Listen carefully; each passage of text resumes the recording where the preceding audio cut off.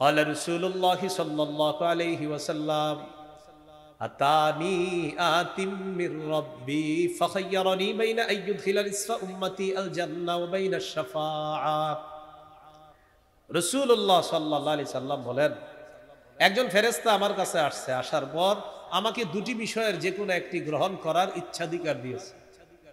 আমাকে বললেন, আল্লাহ তাআলা আমাকে পাঠাইছে আপনাকে এটা বলার জন্য, আপনি চাইলে আপনার অর্ধেক উম্মত জান্নাতে নিতে পারবেন, আর চাইলে সুপারিশ করতে পারবেন। আপনি কোনটা গ্রহণ করবেন? দুটা পারবেন না, যে কোনো একটা। নবীজি সাল্লাল্লাহু আলাইহি সাল্লাম বললেন, ইখতারতুশ শাফাআ, আমি সুপারিশ করাটা গ্রহণ করে নিলাম। এখন আমাদের মাঝে অনেক অবুঝ মানুষ মনে করে কি জানেন, যে আমি নামাজ রোজা না করলেও নবীর সুপারিশ পাবো, নবীর প্রেম আছে ভিতরে, এরকম মনে করে অনেক। যে নামাজ মসজিদে চলবে, দেখবেন এই মসজিদেও নামাজ চলবে, অনেক মানুষ আশেপাশে ঘুরবে, নামাজ পড়বে না, এরকম অনেক মানুষ পাবেন। আবার মনে করবে নামাজ না পড়লেও রসুলের সুপারিশ পেয়ে যাব, এরকম মনে করে অনেক। কিন্তু হাদিস পুরাটা শেষ হয় নাই, আমি পুরাটা শেষ করি। নবী কি কয় দেখেন, ওয়াহিয়া লিমান লা ইউশরিকু বিল্লাহি শাইআ, আমার সুপারিশ তারাই পাবে যারা আল্লাহর সাথে শিরিক করবে না। আপনি করবেন শিরিক আর বলবেন নবীর প্রেম আছে সুপারিশ পাবো, অসম্ভব। শিরিক করবেন আর নবীর সুপারিশ পাবেন, কশিন কালেও এই আশা করা যাবে না নবীর সুপারিশ পাওয়া যাবে না। তাহলে সুপারিশ পাওয়ার শর্ত শিরকি কাজ করা যাবে না, এটা শর্ত। আবার অনেকেরে পাবেন যারা বলে নামাজ রোজা না করলেও নবীর প্রেম আছে। এই ব্যাপারে একটা হাদিস শুনেন, সহিহ মুসলিমের বর্ণনা। এক সাহাবী রাসূল সাল্লাল্লাহু আলাইহি সাল্লামের খেদমত করছে। তো খেদমত করার পর নবীজি সাহাবীকে বললেন, তুমি আমার কাছে কিছু চাও, এখন যেই পুরস্কারটা চাইবা আমি তোমাকে সেটাই দিব। সাহাবী বুদ্ধি করে বললেন, ইন্নী আসআলুকা মুরাফাকাতাকা ফিল জান্নাতি ইয়া রাসূলুল্লাহ, হুজুর আমি জান্নাতে আপনার সাথী হতে চাই। নবীজি বললেন, আও গায়রা যালিকা, তুমি আর কিছুই চাও না? সাহাবী বললেন, না আমি আর কিছুই চাই না, আমি জান্নাতে আপনার সাথী হতে চাই, এটাই আমার চাওয়া। নবীজি তাকে বললেন, আইন্নি আলা নাফসিকা বিকাসরাতিস সুজুদ, তাহলে আজকে থেকে বেশি বেশি সিজদা করবা, নামাজ পড়বা, বেশি বেশি রুকু করবা, যত বেশি নামাজ আদায় করবা জান্নাতে আমার তত কাছাকাছি থাকতে পারবা। কি শিখলাম? নামাজ ছেড়ে নবী প্রেম না নামাজ ধরে নবী প্রেম? নামাজ ধরে নবী প্রেম। নবী বলছে নামাজ পড়বা, আমার কাছাকাছি থাকতে পারবা।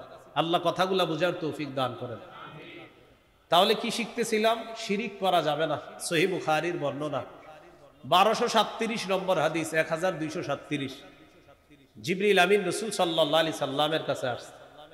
আসার পর বললেন, বাশশির উম্মাতাকা আন্নাহু মান মাতা মিন উম্মাতিকা লা ইউশরিকু বিল্লাহি শাইআ,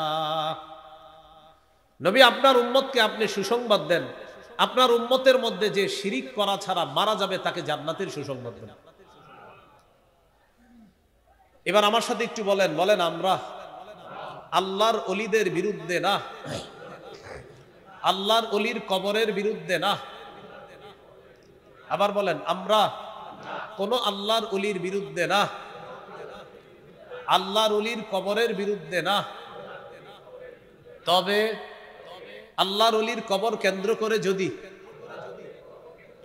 শিরিক হয়, গাঞ্জার আসর হয়, মেলা বসানো হয়, বেদাত হয়, সেই শিরিকের বিরুদ্ধে, সেই গাজার বিরুদ্ধে, সেই মেলার বিরুদ্ধে, সেই বেদাতের বিরুদ্ধে আগেও ছিলাম, এখনো আছি, মৃত্যু পর্যন্ত এই কুসংস্কারের বিরুদ্ধে আমাদের অবস্থান আরো কঠোর হবে। তাহলে বিষয়টা বুঝতে হবে, আমরা কি আল্লাহর ওলির দুশমন? আমরা কি আল্লাহর ওলির কবরের দুশমন? আমাদের এই বয়ানের পরে এক শ্রেণীর মানুষ মিছিল করে, আল্লাহর ওলির দুশমনেরা হুঁশিয়ার সাবধান। সঠিক হলো না স্লোগানটা। স্লোগানটা এমন হলে ঠিক আছে, গাঞ্জাখোরদের দুশমনেরা হুঁশিয়ার সাবধান, শিরিকের দুশমনেরা হুঁশিয়ার সাবধান, এটা হলে ঠিক আছে। স্লোগান ঠিক করতে হবে। কি বলেন আপনারা? গাজা, এটা গাজা, এটা হারাম জিনিস না? তো শিরিক হারাম না? তো আমরা কি শিরিকের পক্ষে না বিপক্ষে? আল্লাহর ওলিরা পৃথিবীতে আসছে শিরিক খতম করার জন্য। অতএব আল্লাহর ওলির কবরকে কেন্দ্র করে যদি শিরিক হয়, সেই শিরিকের বিরুদ্ধে সব মুসলমান একজোটে কাজ করতে হবে। মনে রাখতে হবে। আল্লাহ আমাদেরকে বুঝার তৌফিক দান করে। তো কি বললাম, আমরা আল্লাহর ওলির কবরের বিরুদ্ধে না, আমরা আল্লাহর ওলিরও বিরুদ্ধে না, বাকি আমরা শিরিকের বিরুদ্ধে। এই জন্য এই বিষয়গুলা খুব সতর্কতার সাথে বুঝতে হবে। সূরা লুকমানের 13 নম্বর আয়াতে আল্লাহ তাআলা বলেন, وَإِذْ قَالَ لُقْمَانُ لِابْنِهِ وَهُوَ يَعِظُهُ يَا بُنَيَّ لَا تُشْرِكْ بِاللَّهِ। স্মরণ করুন ওই সময়কে যখন লোকমান হাকিম তার সন্তানকে বললেন, হে প্রিয় সন্তান, লা তুশরিক বিল্লাহ, আল্লাহর সাথে শিরিক করো না। ইন্নাশ শিরকা লাযুলমুন আযীম, নিশ্চয়ই শিরিক মহা জুলুম। বলেন শিরিক কি? মহা জুলুম। তাহলে শিরিক করা যাবে না।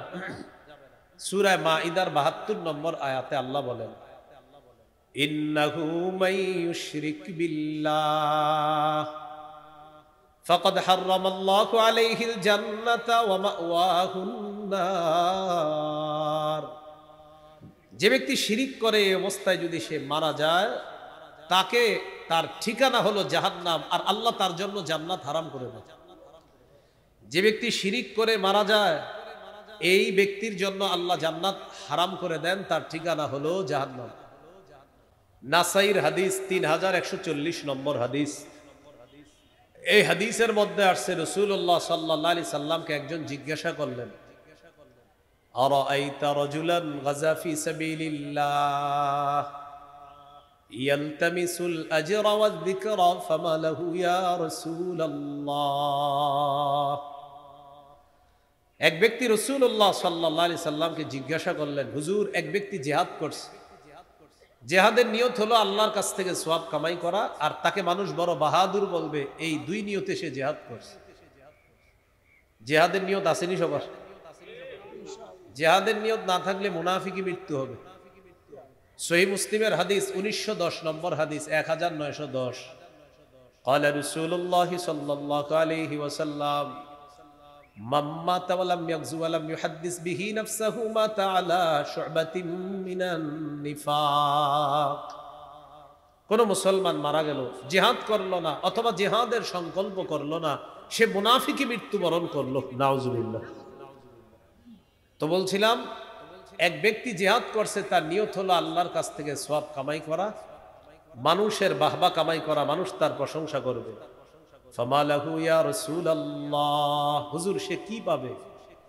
ফাকাল রাসূলুল্লাহ সাল্লাল্লাহু আলাইহি ওয়াসাল্লাম লা শাইআ লাহু, নবীজি বললেন সে কিছুই পাবে না।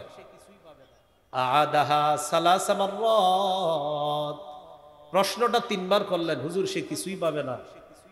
নবীজি বললেন লা শাইআ লাহু, লা শাইআ লাহু, লা শাইআ লা, সে কিছুই পাবে না, সে কিছুই পাবে না, সে কোনো নেকি পাবে না।